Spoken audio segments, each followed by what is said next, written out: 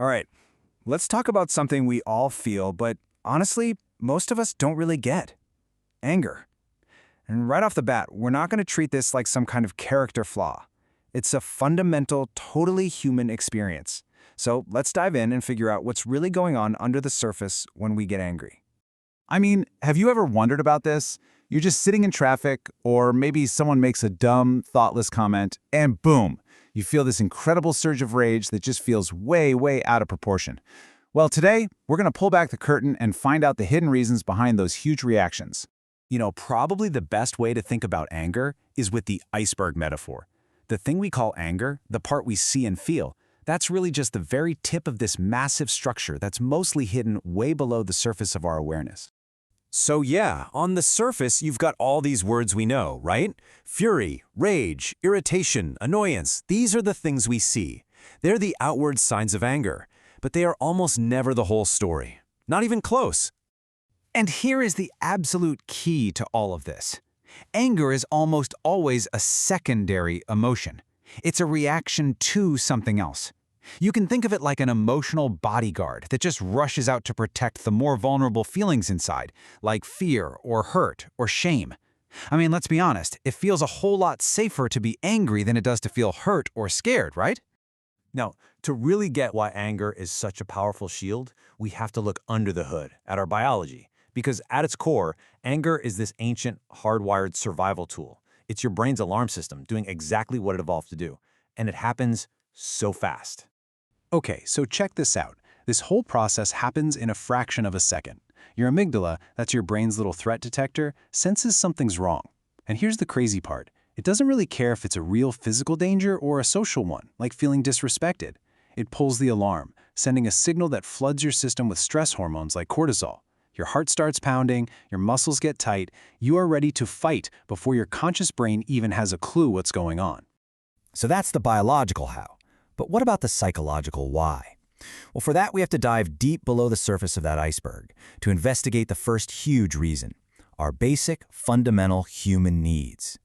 This quote from Marshall Rosenberg, it nails it. He basically says we should treat anger like a wake-up call. It's an alarm clock screaming at us that something we fundamentally need as a human being isn't being met. It completely shifts the focus from what that person did to me to what is it that I am needing right now. And this table just lays it all out so clearly. Think about it. When our need for connection isn't met, when we feel ignored or unappreciated, that triggers this deep, hurt-based anger. Or when our autonomy is threatened, when we feel trapped or controlled, we get that anger that comes from feeling powerless. And when our need for integrity is violated, when we see injustice or dishonesty, that's when we feel that powerful, righteous indignation. And that last one, integrity, well, that leads us right to the next layer down in our iceberg. This is the really intense anger that explodes when our personal rules for how the world should work get broken. So this kind of anger, it's less about a biological threat and more about a threat to your sense of self, to your moral compass. It's that feeling that something is just fundamentally wrong or unfair. When someone crosses a boundary you've set, it feels like a direct attack on who you are. And you'll recognize these for sure. A betrayal of trust? That doesn't just hurt, it shatters our core value of honesty. Being treated unfairly at your job isn't just annoying, it violates your belief in justice. Feeling unheard in a relationship, that tramples all over our need for respect. Every single one of these triggers an angry response because our core principles are under attack. All right, now we're going to the deepest part of the iceberg, the very foundation. This is where we find all the echoes from our past, especially from our childhood, that have wired our brains to react to anger in really specific, predictable ways.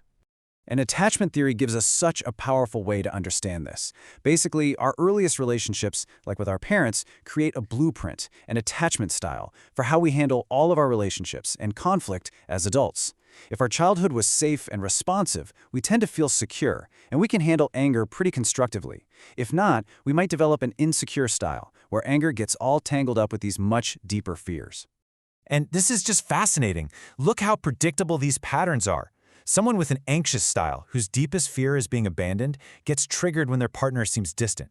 Their anger looks like escalating. They pursue and demand to get a reaction, to get reassurance, but then you have someone with an avoidance style who's terrified of being controlled. Their trigger is emotional demands, so their reaction is the total opposite. They withdraw, they shut down, they stonewall. Their anger is silence. These are patterns we learned a long, long time ago. So, after digging through our brain's alarm system, our unmet needs, our violated values, and all those echoes from the past, we get to this pretty profound new understanding. Anger isn't the enemy we need to crush or suppress. It's a messenger. It's a vital piece of information coming from the deepest parts of you. So the next time you feel that flash of rage, instead of just reacting, try asking this question: what is my anger trying to tell me? Is my brain sensing a threat? Is there a need for connection or freedom that isn't being met? Has one of my core values been trampled on? Or is this just an old echo from my past playing out again? Getting curious instead of furious, that's the first step to finally understanding what's really going on beneath the surface.